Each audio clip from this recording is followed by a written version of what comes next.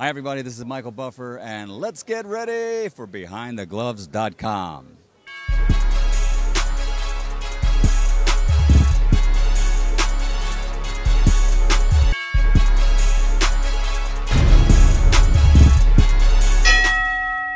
Hey fight fans, it's Michelle Joy Phelps with BehindTheGloves.com, and I am here with Paulie Malignaggi just after Gary Russell Jr. won the WBC Featherweight title.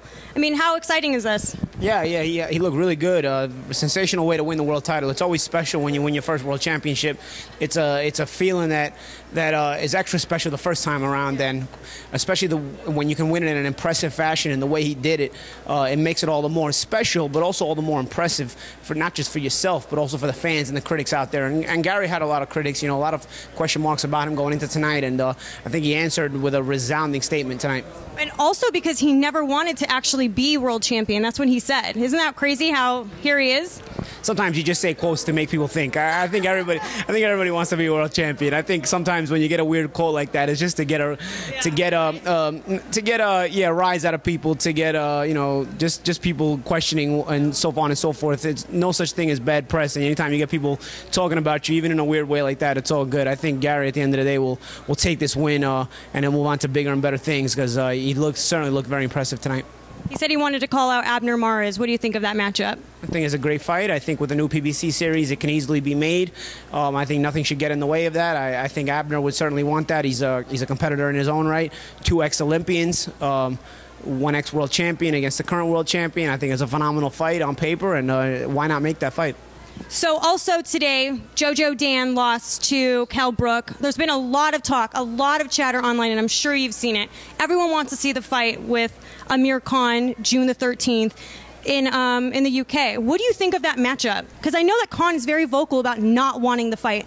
I think we're about a year away from seeing that fight. Realistically, I don't think June 13th is a realistic date for it. You don't have enough time to really market it correctly, and then later in the year you can't do it because it's really an outdoor fight with in a stadium, and it'll be too cold in the end of the year. So I think realistically we're about a year away. In a year's time, at this time, we'd probably be talking about seriously making that fight. Kell Brook looked phenomenal in the fight. He did things to Jojo Dan that we hadn't seen Jojo Dan. I'm not saying Jojo Dan is a world beater, but at the end of the day, he's a reliable and durable guy who will give you an honest effort. And Kell just washed him, and Kell looked very impressive, very strong.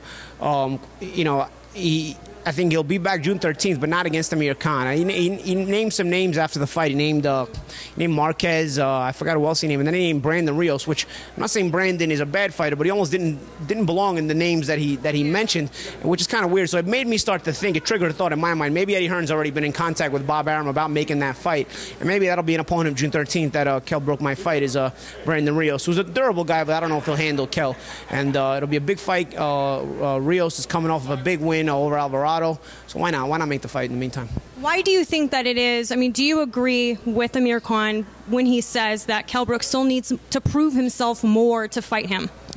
I think those are just things that are said, 1, to build up the fight, and 2, to kind of put the fight aside until it's really at its maximum, because it's a huge risk. I remember Ricky Hatton talking about Junior Witter this way as well, and I seriously believe that Ricky didn't want to fight Junior Witter, and the fight never materialized. I think this fight is too big not to materialize, because unlike Witter, Kell Brook has a big-time promoter behind him. He has Eddie Hearn, who can make big things happen and will create a buzz.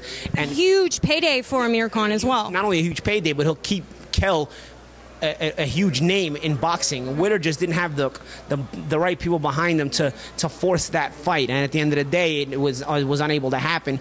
I think this fight won't be the case. Both guys got powerful people behind them. Amir has Heyman. Brook has Eddie Hearn, 2 of the most powerful people in boxing. They will keep forcing the fight, and at the end of the day, I think Amir wants it. I think he just wants it at the right time. I think certainly Kell Brook wants it. It's a huge fight, and when it finally does happen, I think it'll just be explosive. Paulie, if you could match someone up with Kell Brook, who would you want to match him up with next? I personally think Thurman would be a great fight. Yeah, I think Thurman would be a great fight, but here's the thing. I think Brook, Thurman, and Khan are the 3 best welterweights in the world right now. I think Pacquiao and Mayweather are the 2 biggest names, but I think at this time, here we are in 2015, Kell Brook Keith Thurman and Amir Khan are the 3 best welterweights in the world. And because they are the 3 best welterweights in the world, you're not going to see them in against each other right away. It's just not going to happen. There's just too many other good welterweights that they can fight. And so I think there'll be some time. I think the first of those fights that you'll probably see will be Khan and Brook. And I think it'll probably still take another year or so. So let's get to you. Any return dates? Anything going on with you that you want to talk about? Well, I'm just talking about possibly fighting again. We're getting in shape a little bit. It's hard to keep a consistent training basis because I travel so much from my jobs. But I am working out as much as I can, and I've been decently consistent. I've started sparring. Again, if I get a fight, I'll obviously have to step on the gas a little bit better and be more consistent with my training. But the training I've done so far has put me in some decent shape at least, if not the best of shape. It's got me down my weight a little bit, and we'll see. Certainly, we've had some discussions about possible fights. So I think it's more yes than no. So any specific month you're thinking?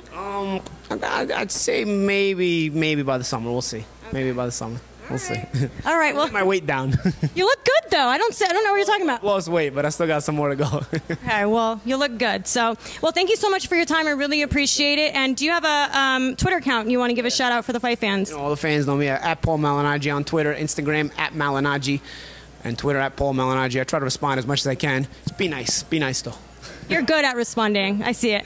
All right, bye, fight fans. Hey, fight fans, it's Michelle Joy Phelps, and if you haven't already subscribed to my YouTube channel, make sure you go ahead and do so by clicking this little icon right here, or else